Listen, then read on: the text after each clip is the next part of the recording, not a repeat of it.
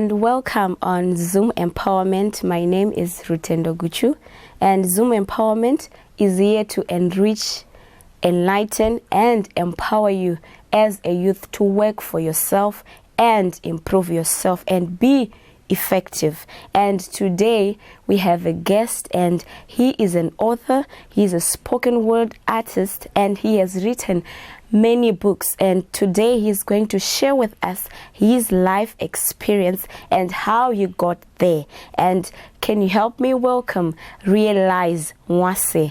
Thank you so much for joining us. Thank you for the kind words. It's an honor to be on Zoom Empowerment. You know, as a kid, you never think that you're actually going to be on a TV show. So I'm really honored. Thank you so much. Okay. And can you just tell us a little bit about yourself? Let's see. I'm a Zimbabwean living in North Cyprus. I'm a writer and a poet. Basically, I'm that person who spends most of their days locked away somewhere, writing things that they think make sense and hoping that someone reads them. I'm also a spoken word artist. I love bringing the poetry aspect to life. I believe that poetry is in everything. Poetry is in the novels you read. Poetry is in the music you listen to. And I also want to bring it on stage. I basically love what I do as an artist. I'm about bringing to life the art and not just saying anything that goes, but actually saying things of substance, making art for the people who cannot voice their own opinions, being a voice for those who need a voice. That's what I'm about. Okay, and how old are you? My God, that would be a dangerous question if I was a lady. I'm 23 years old. You are 23 years old. Yeah, I turned 23 on Monday. Okay, and you are 23. And how many books have you written so far? Okay. I've published 3, but all in all in total I've written 6 books. The others I released as free ebooks back in 2016 and 2017, and then there's a Christian novel I ghost wrote, and then I have my 3 known releases. The first was, in my own words, it was my first commercial release. What followed was mainly like a teaser to my upcoming novel, Alright 4 a.m. It was just the poetry aspect of the novel. And then my latest book that I released 3 months ago is called African Pride. It's a poetry collection, and the title says it all. It's African Pride. Okay, so how old were you when you published your first book? I was 21. You were 21? Yeah, I was 21. And at 21, you already published a book. How long did it take you for you to compile the book and then publish it? I'd always been writing pieces and everything. From 2016, that's when I was 20. But then to actually sit down and decide, okay, this is my body of work that I'm going to craft and present to the people. That took me 2.5 months. 2017 summertime. During summer in 2017, that's when I decided that I was going to put out my first commercial release. Oh, that was fast. 2.5 months. Yes, 2.5 months. Okay, what was your motivation? Like a book, 2.5 months, you're done. Yeah, I don't like taking too much time with that. So what was your motivation? Because some people can take even years. Yes. And I totally understand artists that take years. I mean, I still have some projects from years back that I want to be sure about before releasing. But for this book, what really drove me was the desire to be heard. I wanted to be heard. I felt I had something sensible to say, and I wanted to say it in the best way possible. So that was the sitting process, the editing process, removing things that don't need to be there, putting in extra things that need to be there. Like, there's actually a story that I'd already written before. It was a short piece. And then I sat down and I was like, I feel like it needs something more. And then when I added those few things that twist to the ending, it changed the entire story. So for me, it's always been about being heard, but saying what I want to say in the best way possible. Okay, that's right. And so, let's take it back a little bit. Okay. When you were growing up, are there any events that happened that you think they contributed to the person that you are today? Oh my God. Like, as an artist, can you say, this, I thought maybe it contributed something to the person that I am? Oh my God. Now people want me to spill my secrets. The secrets to the artist. What happened is this. As a child, I was asthmatic, so I didn't get to play around a lot like other kids. Of course, sometimes my health would be okay for me to hang around other kids, but most of the time I spent it indoors, and I fell in love with books. Mm-hmm. Fell in love with books. My dad loved the fact that I was a lover of books, and he encouraged me to read. And those are some of the things that made me the man I am. The fact that I was always secluded. I always felt overlooked as a kid, because come to the sports field, I got used to the fact that I would never be selected for any sports team of any sort. I got used to it. I mean, you're in the third grade, and kids are picking out their teams to play against each other, and you know you're not going to get picked. I got used to it. So being the overlooked kid, I was like, okay, let me find something to do. Let me read. Then reading, I was like, but I can write this. This is inspiring me. I want to tell my story also. So that was me. And of course, the experiences such as being bullied in school, that make you really wish you had a bigger voice, or you could really do something about it. But then at the end of the day, you discover that those experiences built your character. You realize that not everyone is kind, and chaos is. There are some things that are chaotic. People can do random things to you, but at the end of the day, you have to make sure that you do not become the very thing you hate. I didn't want to become a bully. Even in my own writing, I try to caution myself when I feel like I'm treading on another person's opinion.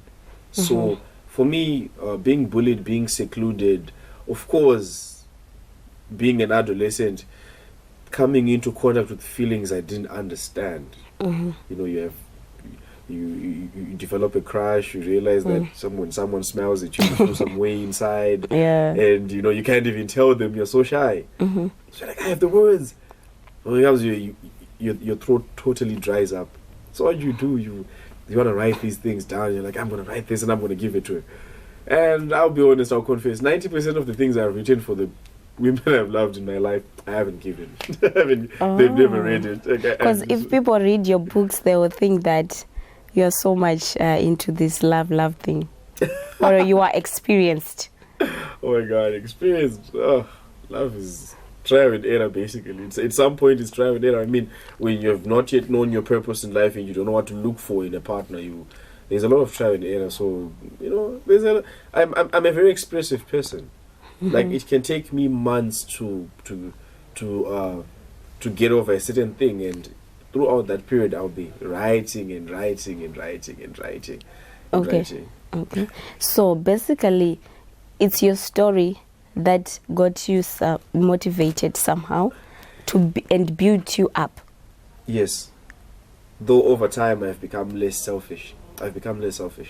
I used to just create work about myself. It used to be very autobiographical.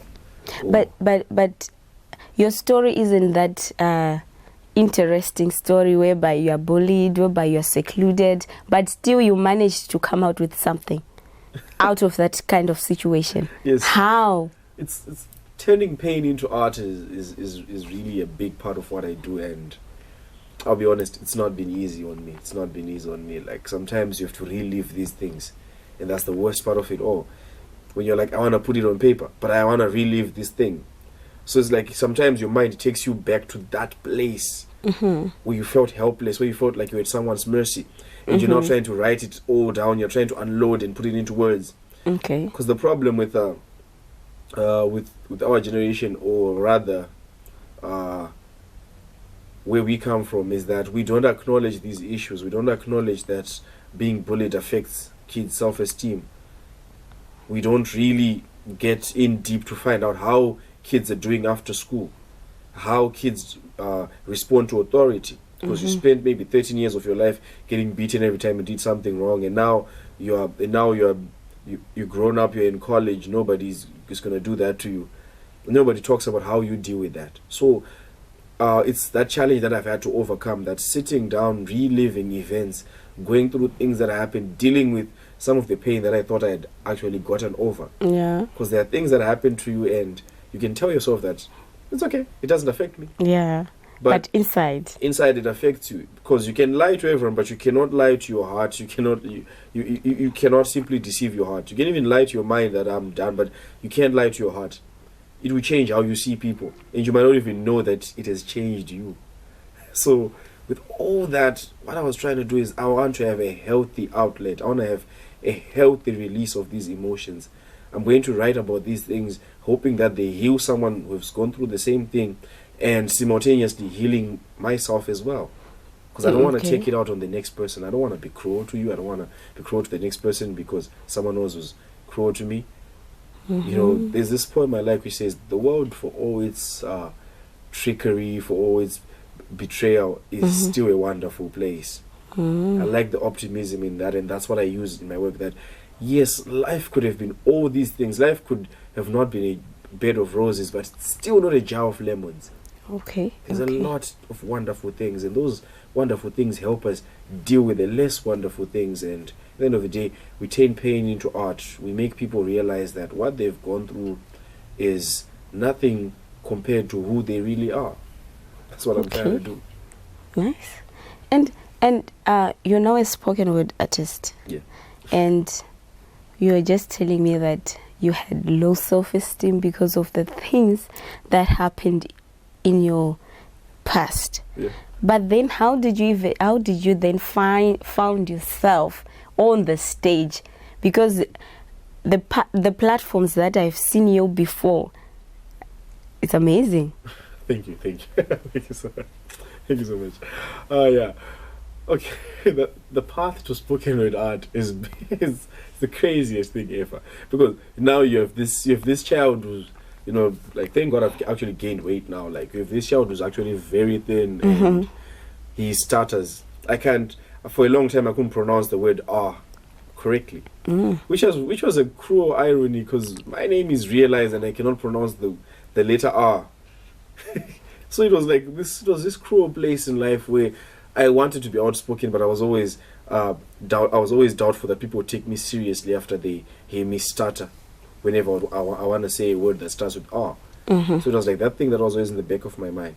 So overcoming that fear took a lot of outside motivation. I'll be honest. It took a lot of outside motivation. It took a lot of people telling me that I could do it. It took a lot of people telling me that I couldn't do it. It was like that scenario where someone is basically laughed at you and you want to prove them wrong. Yeah. So for me, it was like a great growing curve. Of all my skills, I think that one represents the most. How much I've had to fight to be where I am, to be this person I am, because I had to learn to speak slower so that my letters could sound better enunciated. I had to accept that even if I got a certain pronunciation, accent, or letter wrong, it does not affect my message. At the end of the day, people listen to what I say because they relate to it, because they connect to it. Because poetry is a beautiful language on its own. Yeah. And if I'm being honest, if I'm being real, if I'm really saying something that's worth hearing, all that weakness stuff does not matter, all that stuttering does not matter. What matters at the end of the day is me expressing myself to the best of my abilities and making sure someone in the audience has something to take out of it. So you learned all these things? Yes. You were learning to do it? Yes, I was even learning. In the midst of it all? Yes, I was learning to do it. Of course, there was some motivation. You know, once or twice in your life, maybe, of someone that you like, and you have to stand up. You have to rise to the occasion, which is funny because at the end of the day, you might not even get that person, but what they've made you do, you stay with it. Someone challenges you to be the best of you. It doesn't matter what happens afterwards. What's important is what you've taken out of it. You've become the best version of yourself. It ceases to matter so much what they think about you or how the chapter ended. What matters is out of it all, you're now a better person. So I'm grateful to everyone who has been with me on this journey, even those I was trying to impress but didn't get impressed anyway. I'm still happy because I'm impressed with myself. Okay, that's great then.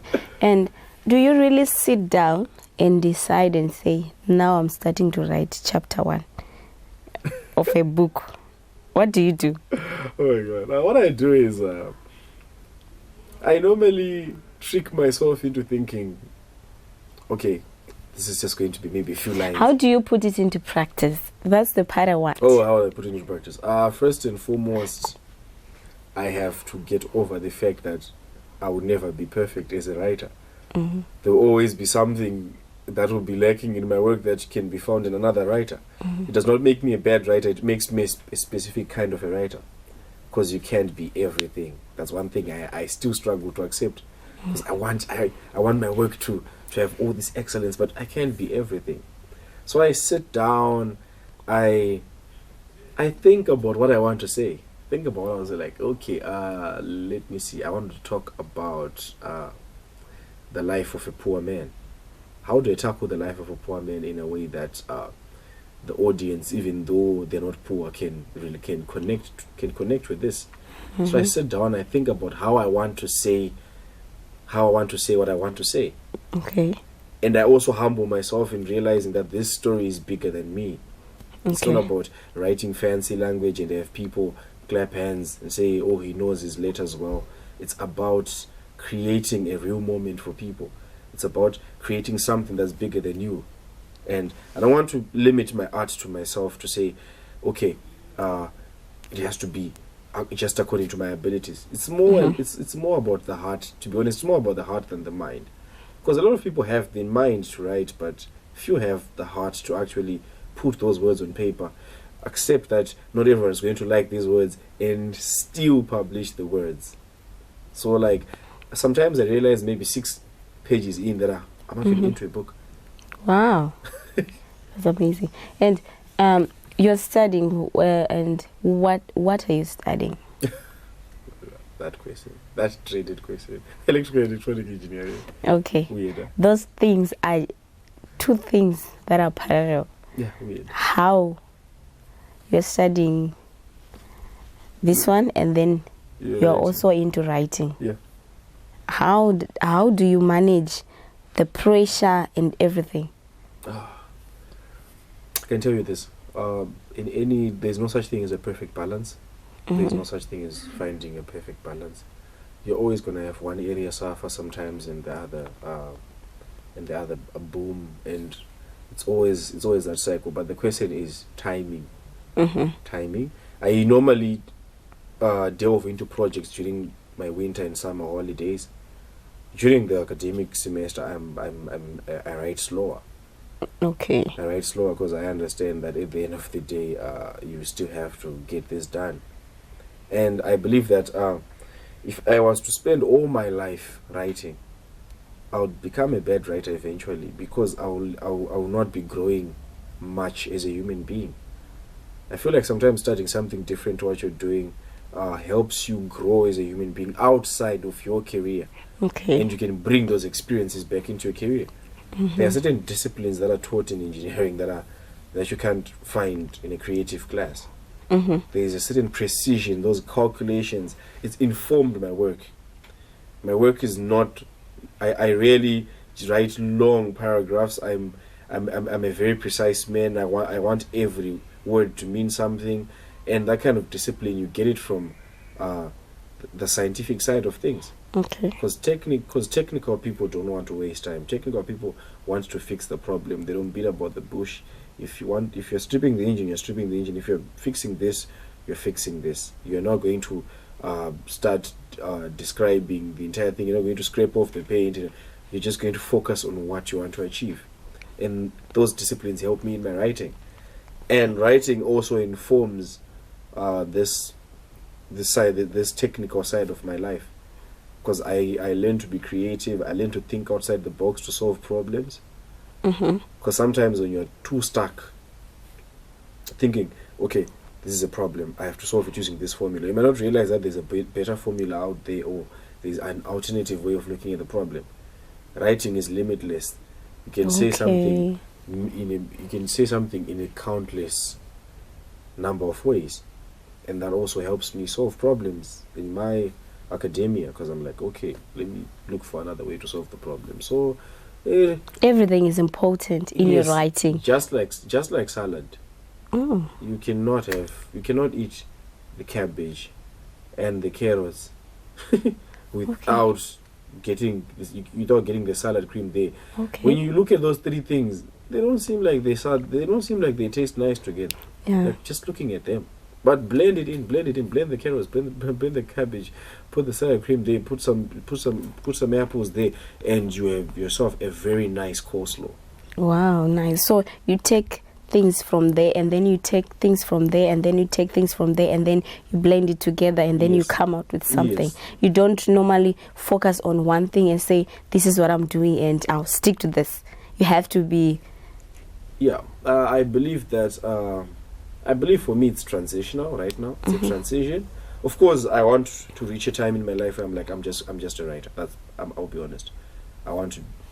That's the ultimate goal, to just be a writer. But here's the thing: you have to learn to deal with other things. Okay. Because it's not just about the degree program. I'm going to finish the degree program.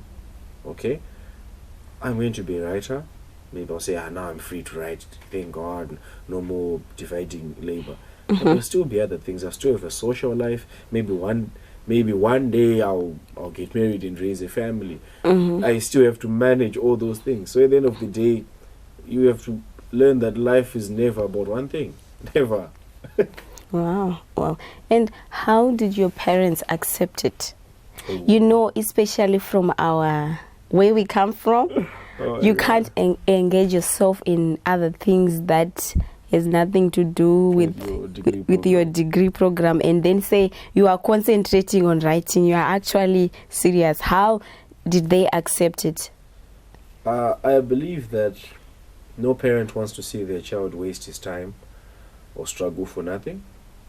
So the first challenge that comes to a parent is that these aspirations make sense, these ambitions make sense. And parents are right for asking that. You know, at the end of the day, they love you. They invested a lot in you, both materially, emotionally, spiritually. They've really done a lot for you. Yes. So they have the right to be like, I feel like my parents saw my commitment, because releasing a book at 21 was part of the reason why now they've accepted that side of me. Wow. It's like, okay, you didn't just say you want to be a writer, you did something about it. And then they accept it. Yes, they respect the fact that I did something about my dreams. And that's a word to anyone out there. If you ever want to get to a place where whatever you're doing gets accepted, do something. Take action.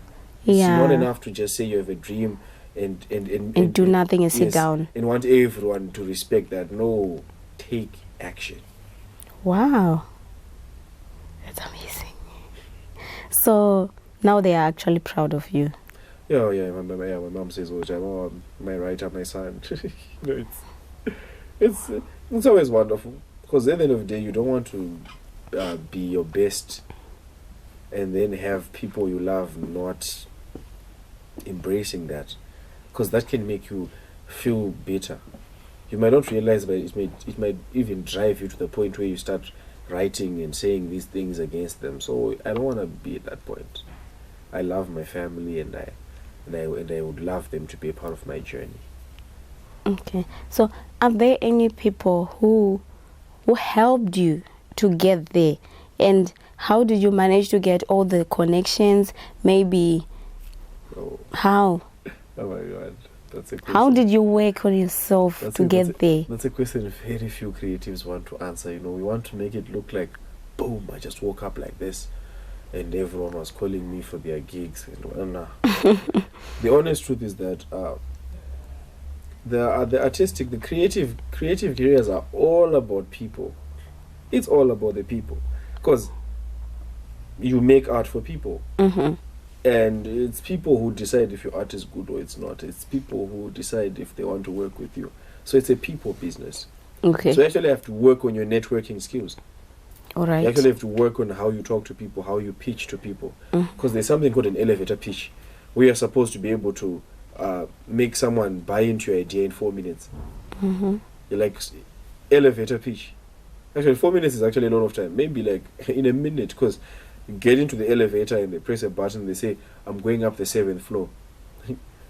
How are you going to be able to convince them between the 1st and the 7th in an elevator? Yeah. So you actually have to learn all those skills, how to pitch quickly, how to speak about what you want to do clearly and everything. Mm.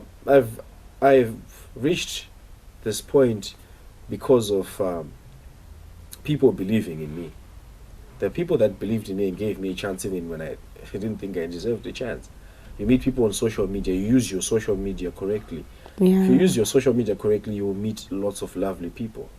If you Actually, who do what you do, and then they will help you. Yes. If you are yourself on social media and you don't want to do things just to shock people or to look cool, people can see that you're authentic. Because there's a lot of people who just use social media to do other things. You know, it's easy. You can get lost all day in social media. Like, people's posts are interesting. And the funny thing is that you can spend so much time looking at people's posts that you don't realize that you've actually wasted so much time on social media. You can talk about people posting, but wow, how did you see their posts? Were you offline? You actually online reading all this. You spend 3 hours reading the same person's posts. Yes. That's your time that's gone. So for someone like me who actually likes social media already, what could I do? Put the art on social media. Mm-hmm. Good art usually sells itself. Someone is going to look at it and tag someone else. Yeah. Like, I got my first newspaper article published that way. I write something, someone tagged the journalist. The journalist was like, do you want this published? I said, thank you, next And thing. then they look for you. Yes. All social media. Yes. Wow. That's what happens. It's a people business. Learn to network, talk to people, be honest, be happy. Express yourself. Yes, express yourself. The person that you are. Yes, and be positive, be happy. You know, I see people on social media bashing women, bashing men, saying men cheat, men do this, women are like this, women are not loyal. Like, how are you inviting people into your life through all that bitterness? You're inviting people of the same level of that bitterness. Mm-hmm. Life is very aspirational in nature. You aspire to be what you're not. Yeah. At a particular point. If I want to be that world famous writer, I have to act like that world famous writer at times. And other people who are at a better place than me will see that and want to talk to me. That's wonderful. So, how many articles have you published so far? Okay. Close to 10. Close to 10. Yes. Okay, do you write and say, I want to publish this article? Or people just come, like what you said? A bit of both, really. There are some times when I'm like, okay, this message I want people to hate, but that usually happens when maybe I have a relationship with the journalist already, and they are waiting. So you're the one who creates the relationship. Yeah, they publish you. They tell you they're publishing you. You go to their inbox and you keep talking to them. You say hi, not just when you need an article published. Sometimes you say hi just to check on them. Oh, and wow. have conversations. Because I'll tell you one thing. This is for everyone out there. Nobody wants to feel used. Even the richest man in the world does not want to feel used. Mm-hmm. If you're going to make people feel like you only need them when you need something, they're going to distance themselves from you. So even if you know someone with so many connections, you don't get them all in a single day. I don't just meet you and I meet the president the next day. No. It might take me months, even years. One thing comes after the other. It's just like knowing maybe a billionaire. Maybe the first day, maybe they will spend $100 on you. You have lunch for $100. Like, wow. Temptation is to think that just because he's so rich, he should have done more for me. The temptation is to always think that people should have done more for you because they have bigger platforms. But no. Learn to be content with what you're being given at a particular point, and it will open more doors for you. Because people want relationships. Even the people that are high up there, they want relationships. They want to feel appreciated. So, as a writer, as an author, what's your future plan? You know, you always have something in mind. Future plan is to get to a point where I can do this while making significant income, enough to empower other people, not just with words, but even materially. I want to be able to be the guy to publish books for other writers. My dream is to open a media house. Ultimately, I want a media house. Newspapers, magazines. I want to be publishing books. I want to have a TV network. Those are the sites I'm looking at. I look at people like Oprah and I'm thinking, wow, I want to do that. And it starts now. You build yourself slowly, and then get there. Yes. You don't just wake up in the morning and say, I will be like Oprah Winfrey. Yes, $1 and a dream. Wow. So what $1 and a dream? What do you have? What do you have? Let me. I think you're Christian, right? Let's use a familiar example here. God did not ask Moses what he didn't have. It's like, what do you have in your hand? It's like a rod. Okay, throw it to the ground. Then turn it into a snake. Okay. God was not like go in the forest there and cut a very nice stick, polish it well and then throw it onto the ground. No. That road that he had. Yes, so the smallest thing that you have can be. Have? What do you have? It's all about using what you have and having good habits. Okay. Good habits. These days I'm like, I'm not going to eat supper until I finish writing this. Disciplining yourself. Yes, I'm like, okay, I know I'm hungry, but I have started with this article. If I teach myself to always shift whenever I want, without accomplishing what I would have said I want to accomplish. Yes, I'll be setting a bad example for other people, and I'll also be slowing my career down. People slow themselves down. We slow ourselves down by our habits. We slow ourselves down by how we react to what people say. So, if you want to get ahead, get up. Yeah. That's for me. So I'm gonna have my media house. I'm confident that I'm gonna have a media house. 10 years from now, we'll be having a very different discussion. I'll be your own media house. Yes. And you have a story to tell, even others, and encourage others. Yes. Yeah. There's so much to unpack, really, from life. I've been through things that many people will not be comfortable with. With stating, even with my stay in Cyprus, there are things that have gone wrong. There are things that took me a while to even come out and clean about. And yeah, I think you can just make it clear right there, because you said there are things that were not really good for you, even during your stay in Cyprus. And I'm sure you're not the only person who have experienced it, or who are experiencing there are people who are experiencing the same things that you experienced, but today we are talking of another story. How was it? You bounce from place to place.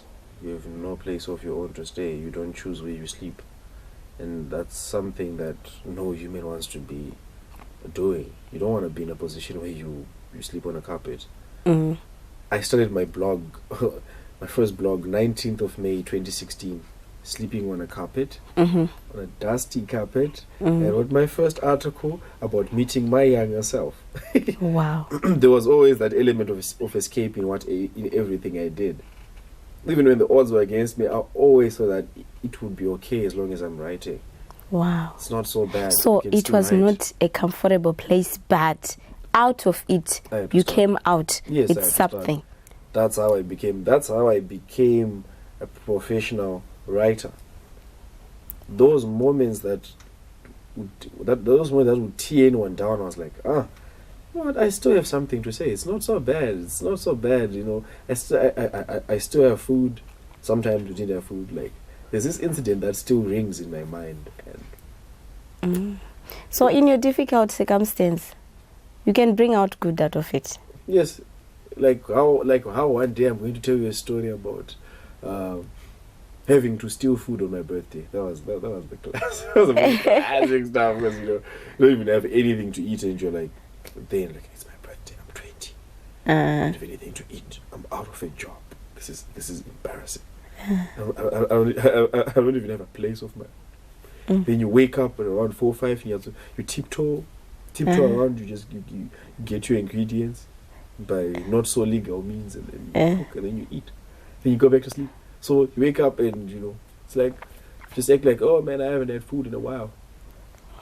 So it was like those incidents that really shook me as a person. Those incidents shaped me. Because I realized that, look, there's nothing in life that cannot be worse. It could easily be worse. But you're alright. And in that time, I remember I actually never told my parents that I was sick. There's a time I actually fell sick at this skin infection and everything. Thinking, man, I'm in this troubled spot. I need to tell someone that I'm not feeling well. I had to get over it myself. I couldn't tell anyone because I didn't want to worry people. So I was like in this place where I was ill and broke and down and out, and I was just trying to be okay. And now, that's true. Yeah. So I keep moving forward. I can't hate those experiences because they are going to produce great stories one day. That's wonderful. And what do you want to say, like your advice or a few words that you would want to say to others? A word to the wise. Okay. That voice that doubts every plan that you have is not your voice. Like, it's whatever happens to you inside that makes you feel like I can't do this, it's not you. It's not your voice. Trust your inner voice, the one that was originally in you before you met all these people that put doubt in you. You have to rise above everything that's been spoken against you. You sometimes have to will your success into existence at times. It's not enough to just want to be successful. Sometimes you have to say it to yourself until it sticks. And if it makes you better, even say it to others until it sticks. Just don't be proud about it. I believe that there's another form of pride that we don't talk about, which is living below your potential. Living below your potential is proud because you're basically saying to God and everyone invested in you that their input does not matter. So living below your potential is serious pride. It's proud to assume that you're not born for anything great and you're content just being mediocre. It's pride. It's actually to go out there and express yourself to God there and unload everything that God has put in you, every talent that you have. That is humility. You're being a servant. You're serving. Your life is a gift from God, but what you do with it is a gift to God and to others. Wow. That's what I want to say. That's great, Wiz. You know what? Thank you so much, Realize, for being part of us today, and thank you so much for sharing with us your story.